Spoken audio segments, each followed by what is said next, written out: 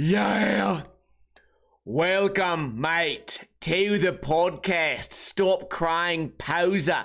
Greatest podcast known to man as voted by Charlotte, Chloe, Thomas, Isla, Jack, Evie, Oliver, and Grace. Today is Australia Day, Friday, January 26th, mate. Yee, you. Hell yeah, boys and girls. It's freaking Australia Day. Shout out to Late Bloomer Day Day, D-Trick, Late Bloomer Day Day, The Real Griff, iBook Boy, OG Mickey Guy, just Missy XO, Twitch, Sully, Wall Drop, Smoking with Jesus, I Lost My Place, Support the Farts, Piggy Malone, WN Stems, Chillin' Pete, Bitcoin is Freedom, Paul Miranda, Piggy Malone. Did I miss anybody? Sully Waldrop. I think I got everybody today. We're starting this podcast on time. Kind of on time, right? We do this podcast every single Friday, right around 3:30 p.m. Pacific time. The time right now is 3:41 p.m. And I have a handful of things to talk about. But first, we are going to do trivia. Where else on Twitch, where else in the world of podcasts do people give away a free Ninja Lifestyle sticker pack? Every single podcast, nowhere on the internet does that.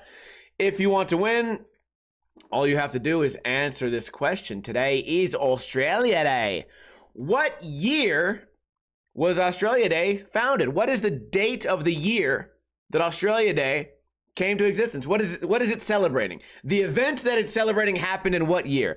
Australia Day is the official National Day of Australia, observed annually on 26 January. It marks this year landing of the first fleet and raising of the Union flag of Great Britain by Arthur Phillip at Sydney Cove, a small bay on the southern shore of Sydney Harbour. In present-day Australia, the Government Australia Day Council organises events that seeks to recognise the contributions of Australians to the nation, while also encouraging reflections on past wrongs, including towards the Indigenous Australians. Oi, mate, naughty, naughty, what you did to the Indigenous, mate. Okay, Day Day says 1888, Johat says 1879, Support the Fart says 1999, Paul Miranda says 1788. Paul Miranda is the winner. This happened in 1788. That's when somebody sailed the ocean great, back then in 1788. Okay, yeah, so our famous Australian joke. I have an Australian joke for you guys today. I tell it all the time. It's kind of a dad joke, so give me a break here. Give me a break, mate. Say these three words with me. Rise, rising up, rise, up, the direction up, rise up, and then lights, like a light bulb. You turn on your light. Rise up, lights. Rise up, lights. Say it out loud. Rise up, lights. Now you're saying razor blades in Australian. Rise up, lights. Razor blades. Rise up, lights. Rise up, lights. You're welcome for that fantastic joke. What has been going on this week? Well, I have one kind of funny story. And some people may not think it's funny, but I think it is funny. You guys have seen Girl Ryan on my stream before. The chick with dreads. She comes over and plays Quiplash sometimes. Really, really funny person. Great sense of humor. Her and her brother come over sometimes. I can't think of his fucking name right now. Aaron. God damn it. I almost can forget my own friend's name. Aaron and Ryan come over often. I see these guys a lot. They're my drinking buddies. So anyways, we're at a bar the other day. And first off, weird thing happened to me in Las Vegas. I tell you guys this all the time. No bars close. There's no bar in the city that closes. They're all 24 hours a day. The reason for that is a lot of these bars make most of their money off gambling. They have slot machines. Usually every bar has 15 slot machines. So, you know, you're not losing any operating cost by paying someone to be there. You know, it's usually one employee 15 machines, and the machines pay for themselves, you know, every shift. Anyways, I was at a bar the other day, and I'm waiting behind this guy, and it's a bar I don't frequent, and as I look around, here's the spoiler alert, I don't see any slot machines anywhere. So it's like a hipster bar. It's like, hey, you gotta smoke outside, there's a lot of words you can't say in here. One of the drinks is called the LGBTQ shot. And you're like, okay, cool. I'll hang out here. $2 PBRs, fuck yeah. So we get in there. Yeah, they're serving things called pasties and shit. They're gonna give you a vegan steak, and you're like, what is a vegan steak? And they go, you can't afford it. So you go in there. I'm in there. I'm waiting. This guy in front of me is like, it's last call, right? Okay, let me get 2 Long Islands and 2 shots. And I'm like, God, what the fuck is up with this guy, dude? It's $2 PBRs. What an idiot. So he's like, okay, well, you know, it's almost that time. And I'm like, almost that time? Shit, it's almost somebody's birthday, I bet. It's almost that time. Bartender goes, almost that time. What time is it? What do you mean what time it is? Is it almost time to party? Almost time for what? A hockey game to start? What time is it? Almost time for the Hall of Fame induction or what? Almost time for what? So the guy gets his drinks, fills out his card like I don't know, fills out his card like an old person trying to figure out Google. Just stares at it for a while. Looks around, like looks over his shoulder. Figures out the tip or whatever. Finally, this fucking guy picks up his 4 drinks and walks away. I fucking cruise over there. I was like, 2 PBRs. And my friends are coming too, so I don't know what they want. And he goes, wow, well, last call. I already said last call. I said, I'm in line. It's not my fault that the weird fucking guy with the flip-flops doesn't know how to fill out a fucking, like a fucking, doesn't know how to fill out the tip and sign his name. It's not my fault he went slow. You saw me in line. Also, you're not like running low on PBR. You just press the button. I'm paying cash. Press the button. Here. Take my $8, $2 each, by the way, fucking 200% tip. Take my $8 and then, you know, just slip it in your shirt and we'll just keep it going. He goes, can't do that, man. But next door, they're open another hour. Okay. Funny thing about next door is the bar is owned by the same company, right? It's one building. So I go next door. I don't even have to go like outdoors. I go next door through like a little hole in the wall. Show up next door. I go in there, same vibe, right? There's a bunch of weird shit hanging from the ceiling, no smoking. Everyone's wearing glasses and has like cuffed up pants. One person's wearing a tie. The security guard has multiple colored hair, and you're like, okay, okay. I feel safe, I guess. So over there, I get a drink, and then girl Ryan shows up with Tex, and I'm there with my friend, and then there's this thing called the mystery shot. What's the mystery shot? I don't know. It's a mystery. So I guess, I didn't get a good look at it, but I guess there's like 8 bottles on the wall, and they're all covered with a paper bag. And each paper bag has a number on it, 1 through 8. 1, 2, 3, 4, 5, 6, 7, 8. So the trick is, these shots are cheaper than your regular shot. They're probably alcohols that are a little bit less like tasty, right? They're gonna be weird ones, bottom shelf. And once you pick, like, I want number 3, they don't tell you after you drink it, like, oh, you picked blank, because then people would figure it out. It stays a secret. So anyways, we get a number 3 and a number 5. Tex sits down with Ryan. They cheers. Ryan goes, don't smell it. Tex goes, why? I'm about to put this on my mouth. I got to smell it. And I said, no, let me smell it. I smell it. I go, oh, that's some type of coffee liqueur or chocolate that's like Kahlua or Bailey's or something. Like, okay, that's not that bad. It's gross, but it's not the worst. It's some type of like coffee flavored liquor or chocolate flavored liquor. I didn't get a chance to smell Girl Ryan's, probably like tequila or something. So anyways, they smell it and he goes, okay, well, you're not supposed to smell it because half the fun is taking the shot. So then Girl Ryan goes, well, let me smell it. Fuck, we already broke the rules. I'll smell it. She smells it. She goes, bleh, bleh, bleh. And then immediately throws up on the ground. So the whole time I'm laughing. I'm laughing because I think the whole thing is a joke. I think it's like this big elaborate, like, I think I'm at like improv night. I'm in the front row like, she's making gross jokes. Everyone at the bar is like looking over their shoulder like, what the fuck's up with that bitch? And I'm just like, oh, this is great. Like, cool. Like, oh, you're really exaggerating. You know, big personality, like, okay, free comedy show. Turns out it was not a joke at all. I should have not been laughing. What I should have been doing is standing up and taking a step back because the throw up landed on the table. It landed next to my leg, landed on my friend's like leg on the chair. And then also, she was so embarrassed, and she's a real nasty. She's a real nasty one. Throws up, some of the throw up hits the chair, most of it hits the ground. She goes, "Oh fuck, did anyone see me?" I'm like, in my mind, I'm like, yes. Everyone saw, every single person in this bar looked over their shoulder to see you going, there's no one in the building that didn't see this. And she goes, "Oh fuck." And then like there's throw up like on the seat. She goes and she sits down on the throw up and then starts wiggling her butt on it to clean her own throw up with her own ass. And I'm like, ew. I'm not a huge germaphobe, but I'm a little bit of a germaphobe. And when it comes to purposefully barfing on yourself, when it comes to purposefully barfing on yourself, it is not a good look. And I'll tell you what, it kind of changed the mood. It kind of changed the mood of the evening. By the way, Paul, you're the winner of the thing. Send me your address. It changed the whole vibe, because after that I was just like, it's getting kind of late.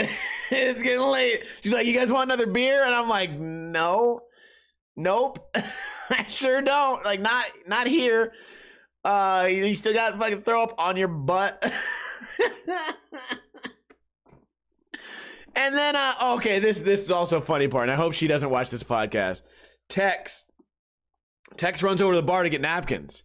Runs over to the bar, gets napkins, comes back, he has a handful of napkins. He goes, "Here, they gave me these napkins." And she goes, "You told them I threw up?"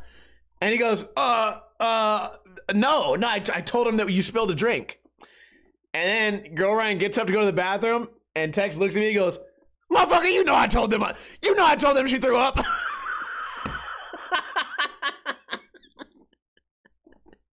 He's like, "What was I supposed to do? What was I supposed to do?" "Yeah, motherfucker, I told him you threw up." It's disgusting.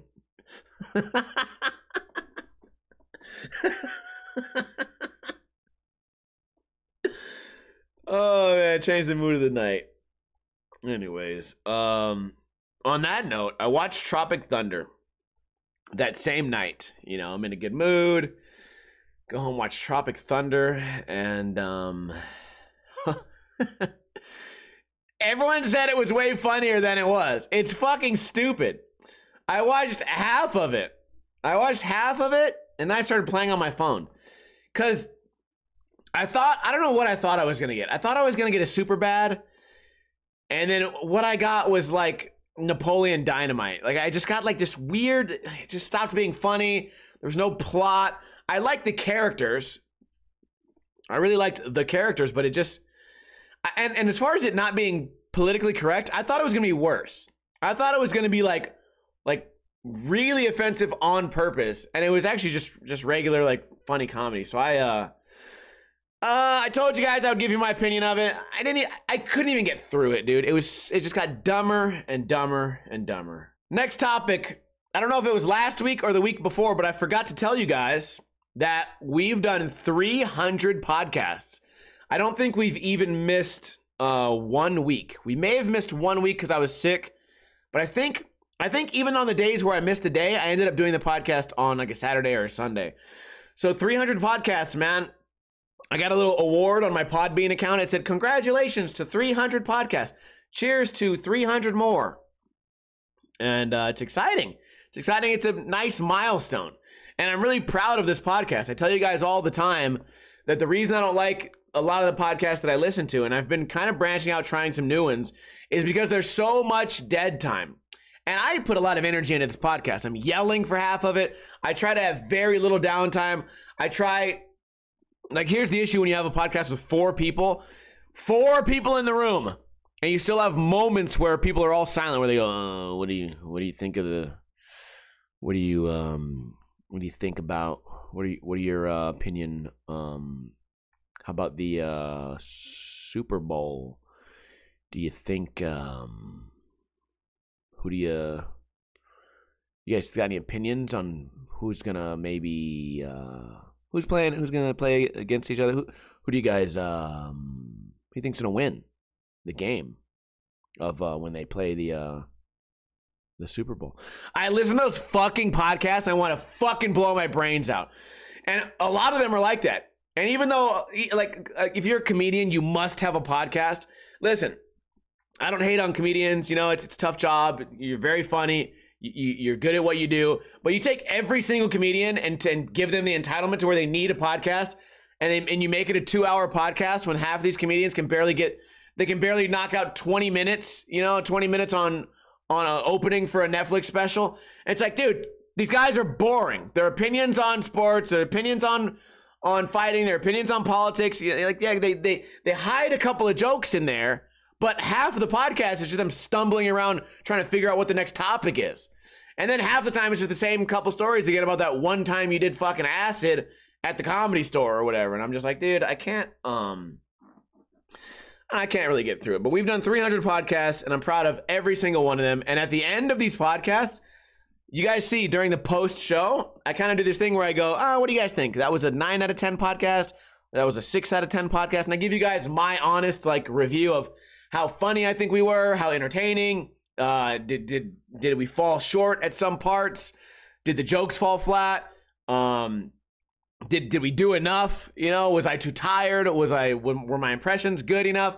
And I give myself a little rating at the end. I think our average rating is like an 8. And then I listen to some of these other podcasts. I get 15 minutes in, I have to turn it off because the rating got down to 0. It's like Dance Dance Revolution. You go too slow, game shuts off. So that was just a big milestone. Pretty hyped about that. 300 podcasts. And it's funny because last week was number 300, if not the week before, and I didn't even notice. So yeah, there's a... Hey, Jamie, what podcast number are we on? Oh, there is no Jamie? Oh, what about my co-host? Oh, there is no co-host? Oh, what about all the reaction videos that we get to do? There's none? We never have reaction videos because it's an audio-based podcast? Okay, what about the producers and the interns? Oh, there is no interns? What about the guy that does the art for the thumbnails? We don't have one? Oh, what about the guy that submits the podcast to all the RSS feeds so that I can, you know, present my podcast on iTunes, on Podbean, on Spotify, on YouTube? Well, who's the guy that sets all that up? Oh, that's also me? One-man show? Okay, cool. Well, yeah. So it's only me. So when it's only me, I would say if your podcast, if you have someone else to do everything and all you have to do is just be entertaining, I feel like you have the easiest job there. And your podcast is still boring as fuck? Okay. I'm just tooting my own horn. It's been 300 episodes. I'm proud of what we've done here. I'm proud of the people that show up every week live. And if you don't show up live, doesn't matter. The podcast still comes out on Sundays. And I'm proud of what we've done here. I don't think it's being like cocky to set aside some time every single week and try to be entertaining. And then I feel like I'm still getting kind of better at this. I feel like it's healthy to sit back, look at yourself and go, God damn it, you son of a bitch, you pulled it off. So that's how I feel on podcast number 300. And I hope you guys feel the same. So last night I watched a video. It was the rabbit hole of YouTube. I watched a video where this guy was skateboarding in the sky on a mini ramp that was being held by a hot air balloon. And he's skateboarding. I'm like, okay, cool. You suck at skating. You can barely do a tail stall. And then he drops in and he falls off the ramp, does a triple front flip, and then his parachute opens. And I said, oh, that was kind of interesting. Like, skateboarder guy also jumps off of like a thing with a parachute. It looks fun. Then next related video, same guy. He's jumping on a trampoline. The trampoline is being suspended by a hot air balloon. He's jumping on the trampoline, and at the end, everyone jumps off the trampoline, and now it's now you're falling, and then you have a parachute. And then the next video I clicked said, I learned how to parachute. It changed my life.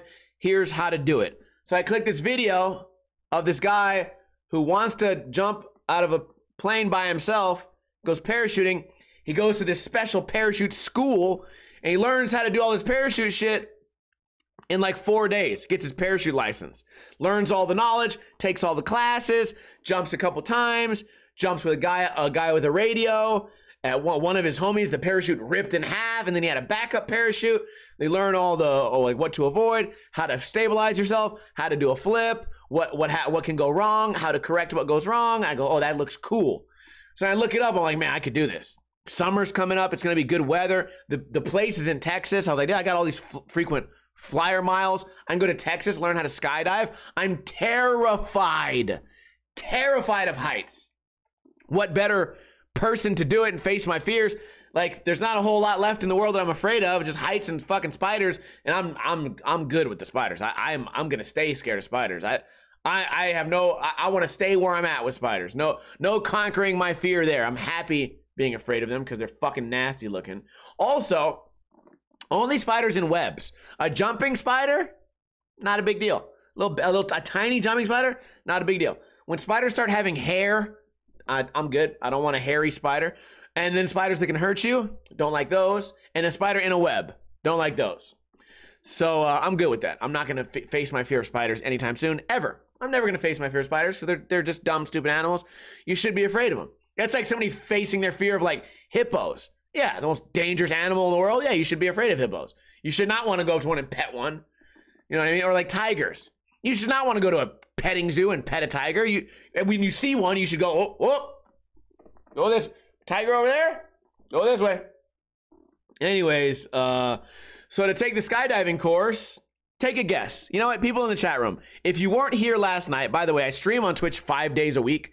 So if you like Twitch, or if you're curious to hear me talk more, or if you want to just hang out, I have a great stream late at night where it's perfect. If you smoke the W, tune into the stream, have a little drinky poo with your buddies, sit back, relax after work. Feel free. We stream on Sunday, Monday, Tuesday, Thursday, and Friday. So check that out. How much do you think it cost to go to the skydiving lesson? You have to skydive 18 times to get your certification. And then on your like 18th time or your 19th time, now you're allowed to jump out of the plane by yourself. And now like nationally, I can leave Texas. I can come back to Las Vegas. I can fly up in a plane and I have my license. I can jump out of there. So guess how much money it cost? And we're talking everything included. So you go up there, you fly, the classes, the teaching, the guy that helps you, the gas for the plane. Guy just says $650. W Stem says $850. OG Mickey says $1,000. The Real Griff says $900. Day Day says $650. I'll tell you guys right now, 100%. If I get a job, if I had a job and I had like my income the way it used to be with a job, right now I'm kind of penny pinching. YouTube sucks balls. I would pay $650. I would pay $650 to get my license to jump out the plane. No, I think it was like $3,000. It's $3,000. It was $4,000 if you do it yourself outside of the school, because you got to think every jump is like $150, and then you have to get your rental, and then you have to pay the guy that's strapped to your back, and then you have to pay the plane ride. So it's like $4,000 if you do it by yourself. If you travel to Texas, it's like $3,000. So I saw where it said $3,000. I said, first off, rich man sport. I think about that all the time. Rich man sport. You think about, if you have no money, let's say you're in a really poor family, and not that I came from a super poor family or anything, but if you did, if you came from a super poor family, how do you ever become a snowboarder, right? How do you ever become a surfer? How do you become anything? How do you become a hockey player? A hockey stick is like $500. How can you get into hockey? The pads, the clothing. Let's say you're growing whatever the little league of hockey is. You have to get new pads every 4 years. You could never do it. You could never ever become like, get into one of these fringe sports ever if you don't have any money. Skydiving, like guys just said, gravity's free. Skydiving should be, and I get it. It's like kind of dangerous.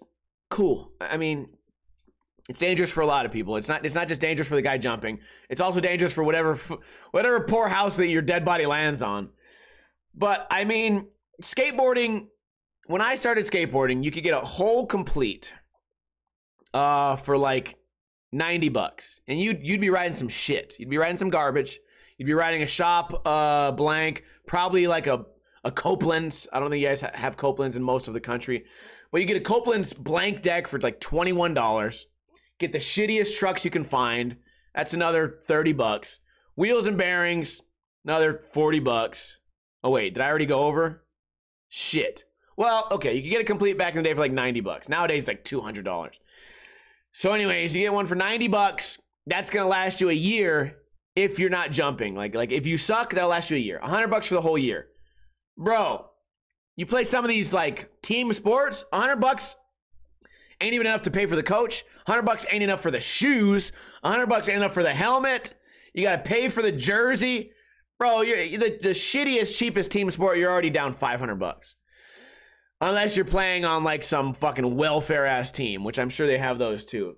I'm just saying, skydiving seems like you guys gave me some reasonable numbers, right? Like I'd pay $500 to learn how to skydive. But when they're charging $200 just to fall out of the plane with a guy strapped to you, I gotta have nuts to butts. I gotta pay for that.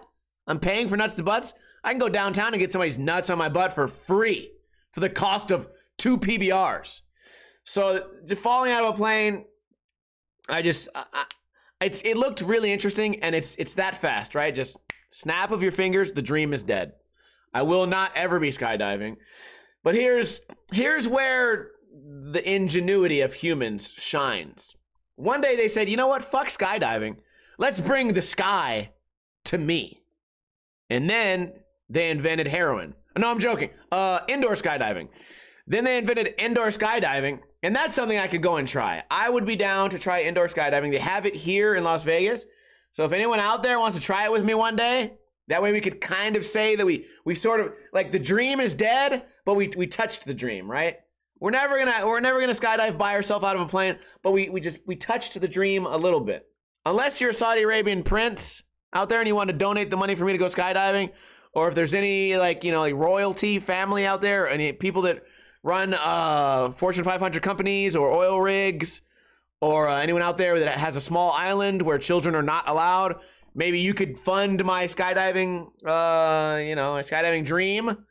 Make a wish, right? I look like I'm dying, so I make the wish, you grant the wish.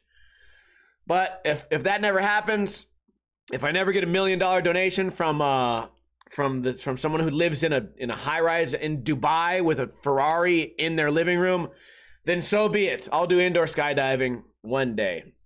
By the way, I think a couple podcasts ago I mentioned my bucket list, sort of like this year. What do you call it this year? New Year's resolution was to eat with my friends more often. Guess what? First off, I am eating with my friends tonight. I'm cooking some food for my buddy Stems, so that's happening. But as far as like actual tangible things to do that are less like idea based, I want to do a double backflip. I want to do a double fucking backflip off of something into something. Could it be a trampoline into a foam pit? Sure. Could it be a ledge into a foam pit? Sure. Could it be a cliff into water? Sure. But this is my year. Nothing will stop me this year. I hope. I said that last year. I lied. I fell short. On the topic of skateboarding, it's gonna be a quick topic because it's very simple. Skateboarders, especially like my age range, they use the term core a lot. Core skateboarding is like the opposite of corporate skateboarding, which is funny because core is kind of short for corporate. A core skateboarding brand would be a brand run by skaters, distributed by skaters, sold in a lot of skate shops, right? So you say, oh, core skate brand. What's core? Baker, maybe? Baker's a core brand. I don't know. Plan B at one time was a core brand. Locally, any skate shop is kind of like a core brand. Pharmacy at one point was like a core shop. Skateboarders are the only ones that will lie to themselves to the point where, you could put, you take a Baker logo and you put it on the bottom of every Olympic athlete's shirt, and then it's on the side of the Olympic Stadium, and then you have the Baker Arena in downtown LA where they do Street League sponsored by Cariuma, and you motherfuckers are still gonna say it's core still. It's core still.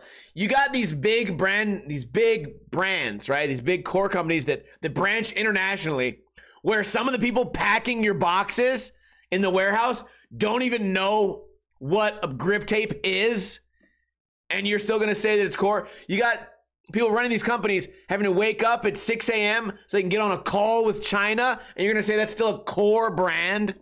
You have risk management team, and you're still gonna call it a core brand, bro?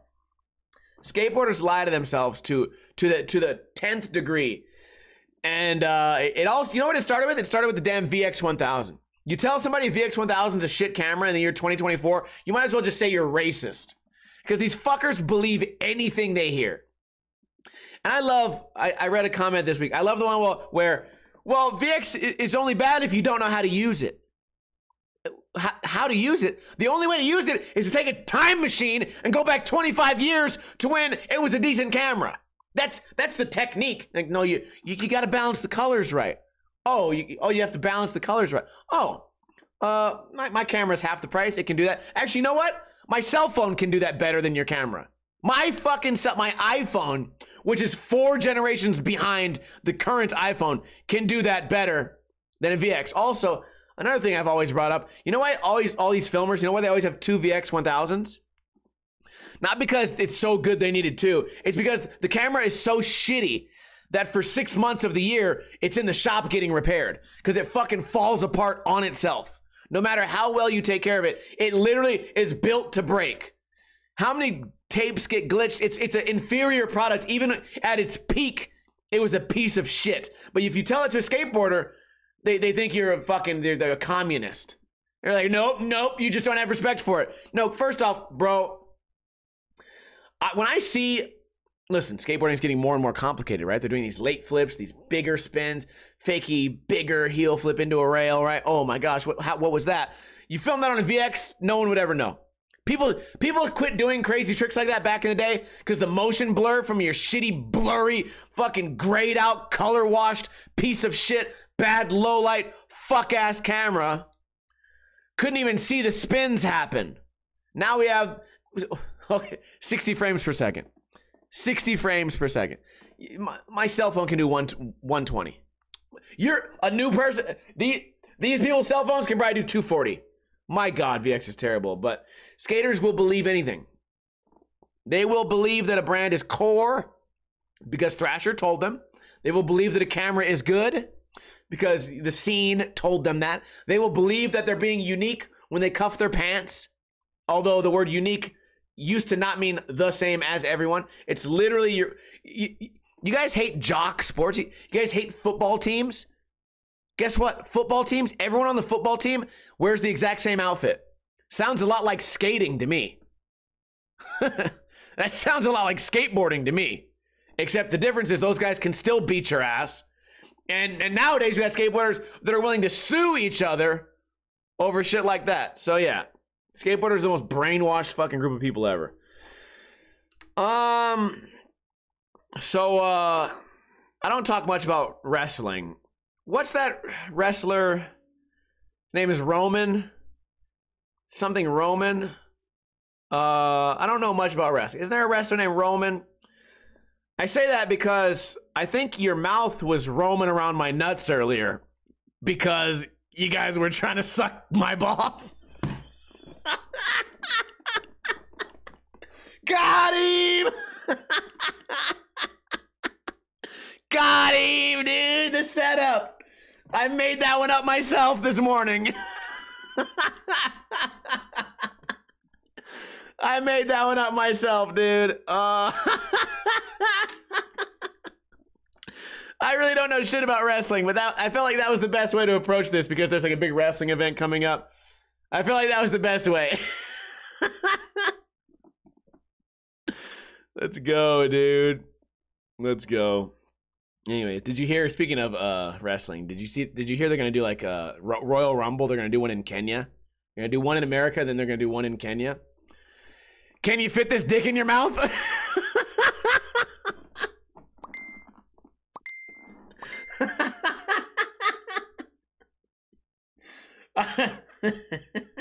I'm just kidding. They're not doing one in Kenya. They're not doing one in Kenya, but they are. Here's the thing, though. I'm being serious now. This time it's serious. They are doing something like that in Alaska. I'll ask you again. Can you fit my dick in your mouth?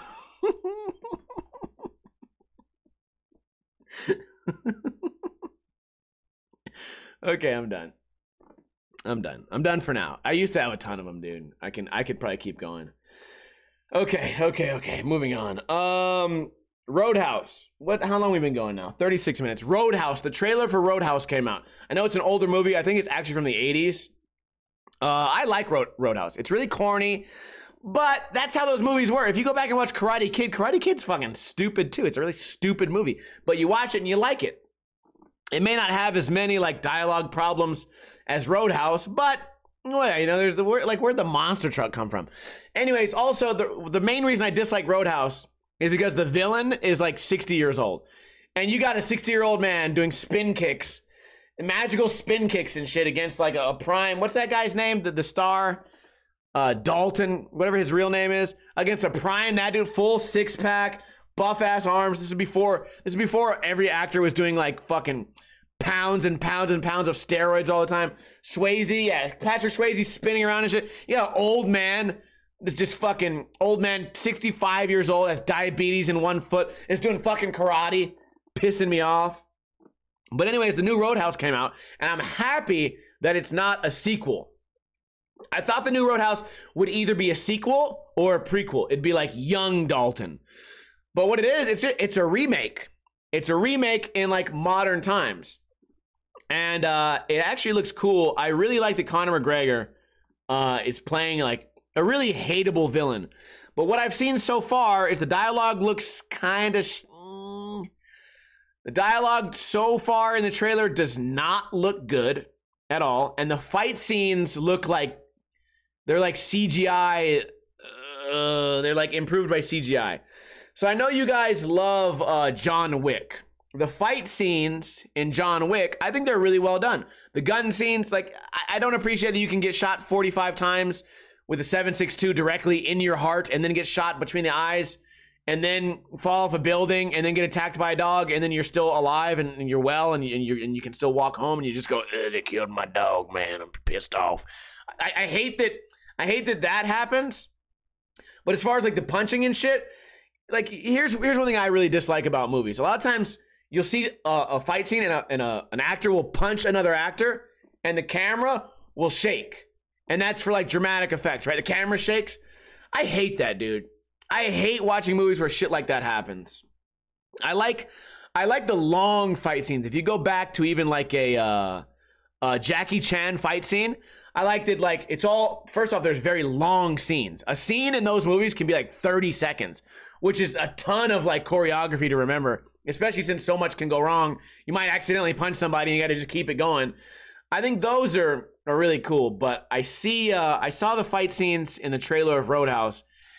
They look shitty, in my opinion. But then again, like, I also saw one thing I called out in the pre-show is for a lot of the punches and shit and a lot of the motion, there's like this huge motion blur, which makes it almost look like a cartoon.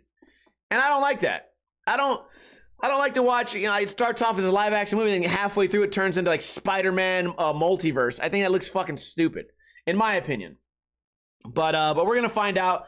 Comes out later in March. I'm gonna check it out. I'm sure. I'm either gonna check it out with my friends in the theaters, or I'll torrent it and watch it myself. But I'm excited about that. On Netflix, final topic of the day. On Netflix, I watched a movie last night called Dumb Money. I don't know shit about stocks. I don't know shit about investing. I don't know shit about the GameStop short squeeze that happened. Don't know much about it. But I watched this movie, and it was like a reenactment of what happened. All these people followed this one guy on Reddit and on YouTube, and they all invested in the same stock, GameStop. And I guess what happened, I'm sure some of you guys understand better than me.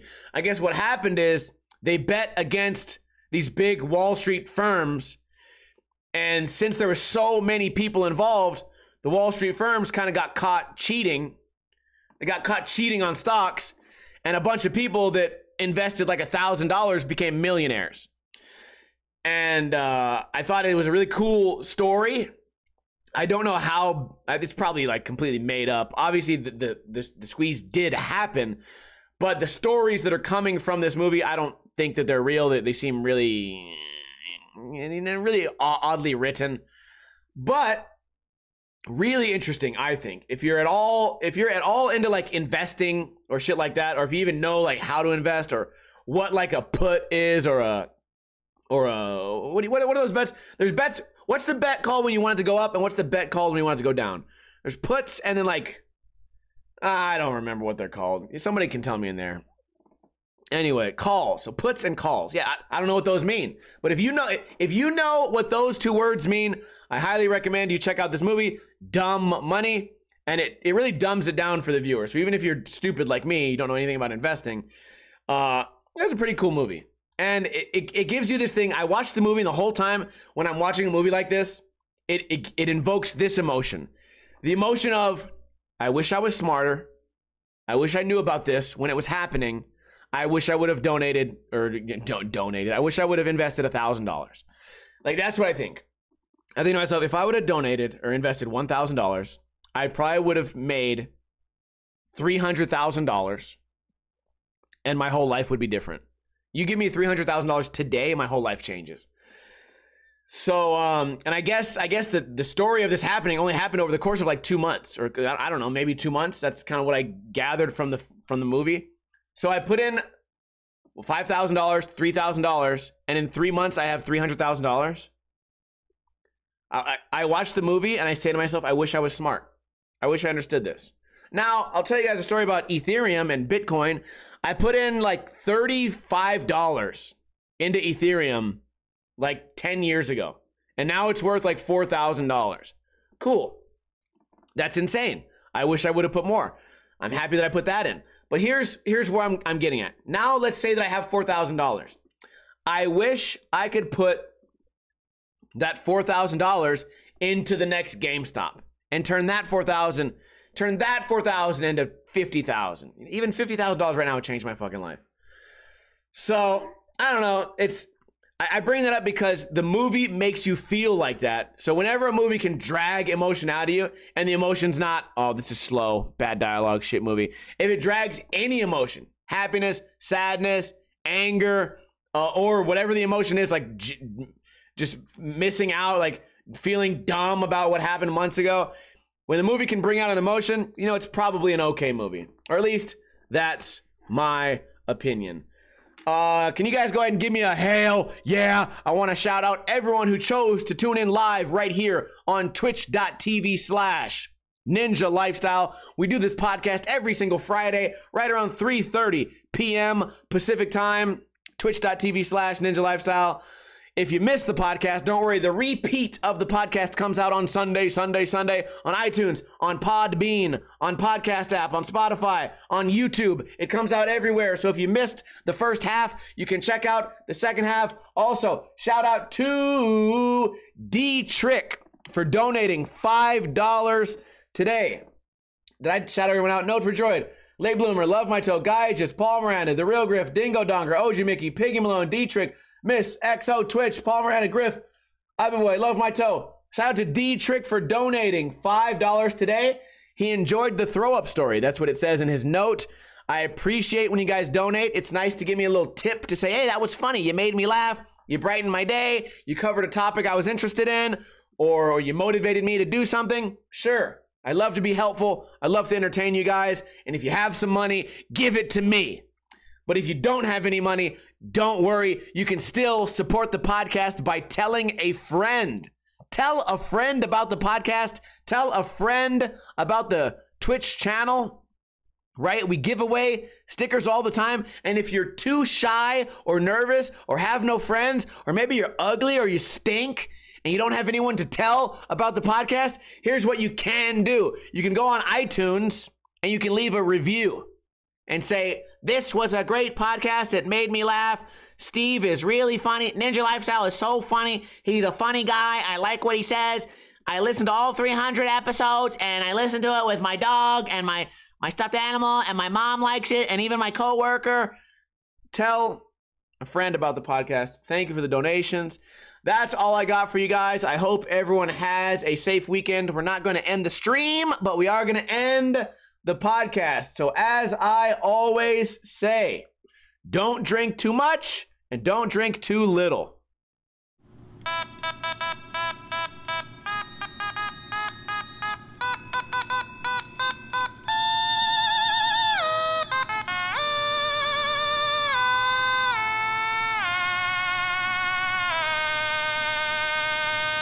Blech! Blech! Did anybody see that? Yes, yes. Everyone's staring at you right now. The whole bar saw this.